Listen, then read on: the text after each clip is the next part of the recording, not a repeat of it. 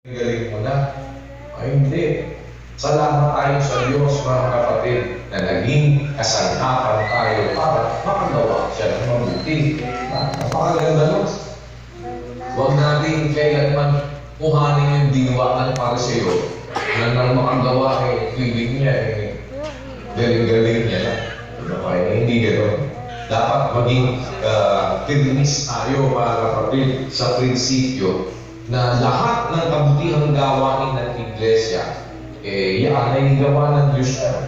Sabi nga doon sa 2:14 mo, dito, siyang nagbigay ng kanyang sarili dahil sa atin upang tayo'y matubos niya sa lahat ng mga kasamaan at malinis niya sa kanyang sarili ang bayang masikap sa mabubuting gawa upang maging kanyang sariling pag-aari.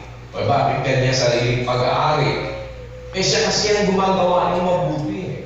Lahat ng mabuti, siya ang gumagawa. Sabi nga ng kapatid na Eli, kasi ang Diyos ang unang-unang gumagawa ng mabuti. Dahil siyang gumawa ng utos Diba?